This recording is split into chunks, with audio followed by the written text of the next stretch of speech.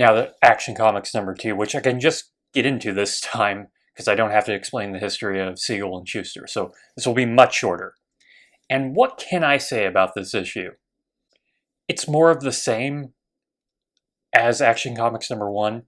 It doesn't really do much different. It has one story, but it's actually like 3 different stories just using the same story. This is why I ended up hating reviewing monthly comics, because usually the comics I read, I enjoy. If I'm not enjoying a comic, I'm not really reading it. And comics that you're enjoying or are constant will generally stay the same. Like, it's really good when they're really great. But if they're just kind of the same, you run out of things to say fairly quickly. We open where the last issue stopped. Superman hounding a weapons manufacturer to join the military. This is a war of the weapons manufacturer's own creation, so Superman's going to make him fight in it. So the comic starts off with them on the ship to go off. Lois and Clark have been sent to report on the war in San Monte, so they're on the ship, so is the weapons manufacturer. Superman makes his presence known to the weapons manufacturer pretty much from the get-go, so he can't just sneak off the boat. But he has a plan, the weapons manufacturer. The weapons manufacturer has a plan.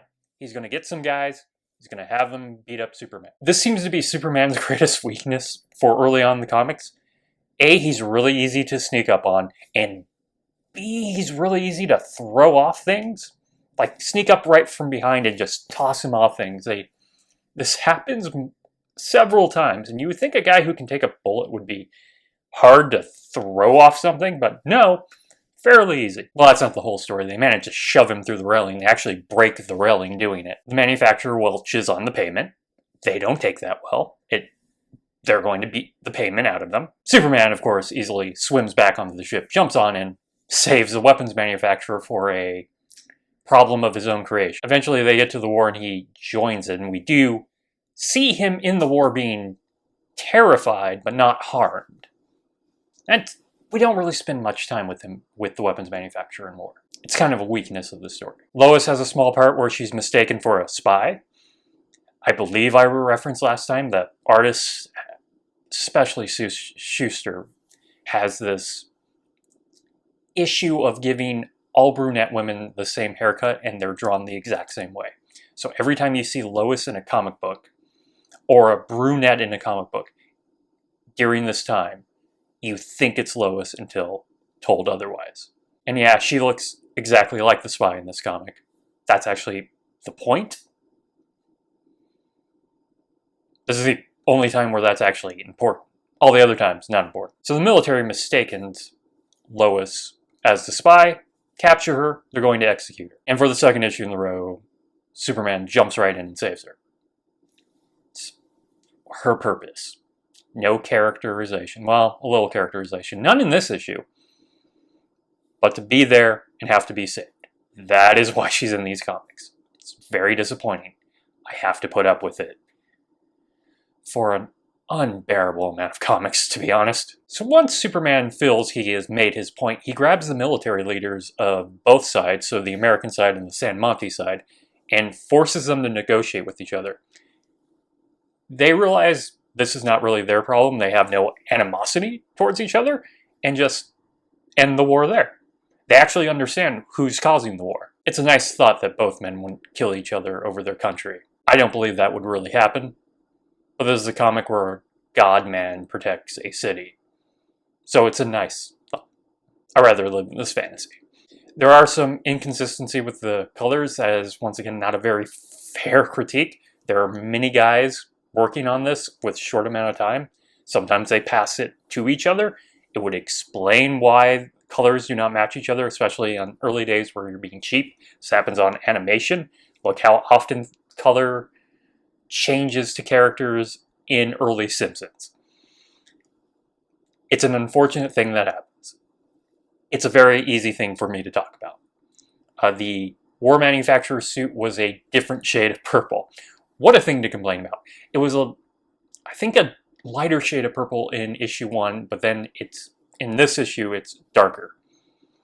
There will be more gratuitous versions of this, like cars will change colors between pages. I understand why it happens. I'm bringing it up. Really does not speak to the quality of these comics at the time. It'd be very hard to find a comic at that time that didn't have massive color shifts in the middle of issues. Something I didn't bring up last time, Superman has not gotten his powers from the sun yet. That is a later addition. Right now, his superpowers are based on the fact that everyone from his planet, not Krypton yet, it is unnamed, has these powers. It is just the normal ability they have. It's not very exciting, but here we are. Not as sexy as getting power from the sunlight. I don't even know what I'm saying anymore, but yeah, it's interesting early Superman decision. And it goes on to the fact that this is not Superman yet. It is a Superman. It is not our Superman. It's not even really the Golden Age Superman yet. We're only 2 issues in. So there's not really much evidence that he's evolving yet. It's same story, just kind of saving people. No one really has any characterization. Nothing new is introduced. You think a lot more newer things would be introduced in the early comics, but we're going to go several without anything new. So I really have nothing else to say about Action Comics number 2. I like the idea that he's bullying a millionaire. Love to see more of that in comics. Morrison kind of did that in his later Action Comics run. But I will have more to say coming up because these comics go crazy quickly. So join me again. I will be taking the weekend off. These videos will be Monday through Friday. So Monday I will be talking about Action Comics number 3. Not as crazy as number 4. I can't wait to get to number 4. If you enjoyed this video, please like and subscribe. I will be doing this for years to come. And if you want to watch the previous video, I'm sure a card is appearing right now to send you on that way. I will talk to you guys again when we get to Action 3.